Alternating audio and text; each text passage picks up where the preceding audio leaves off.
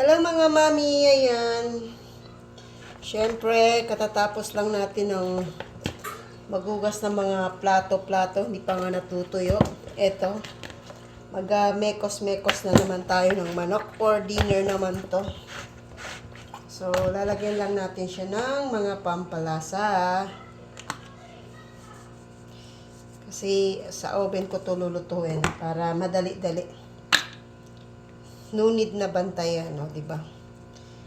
Timplahan mo lang. I'm tired na. Inaantok na ako. Anong oras pa lang?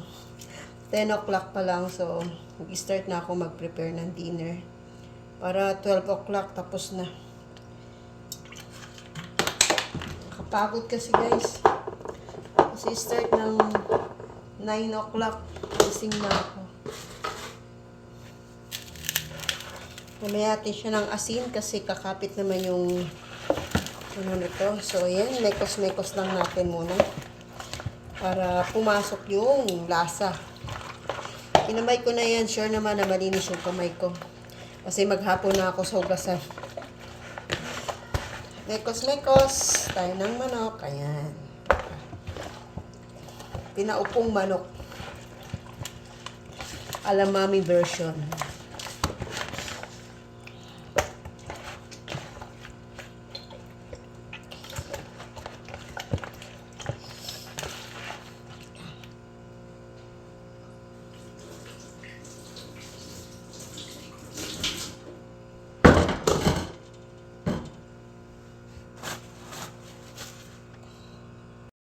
Lagyan natin siya ng konting tomato sauce.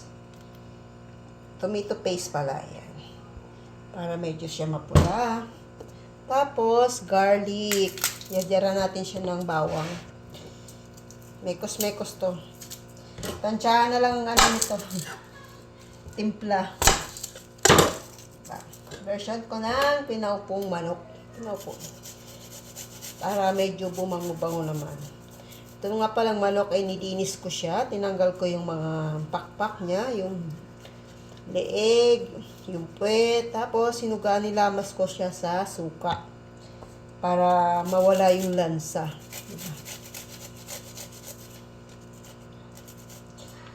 Ayan, bawang. Kasi itong bawang, nagbibigay ito ng mabangong amoy.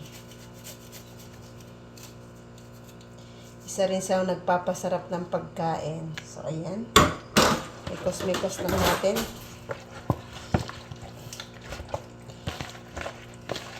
Para sure na pumasok yung lasa. Mas masarap to guys pag 24 hours na nasa rep.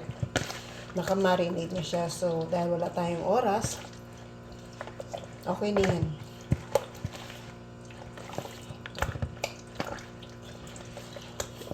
Oops. Diba?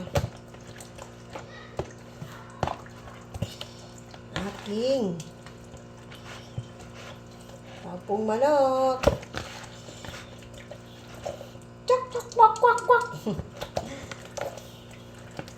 Kwak, kwak, kwak.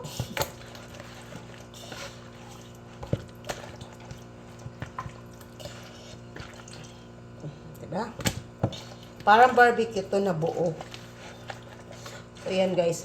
Kwak, kwak, kwak, kwak. Kulit.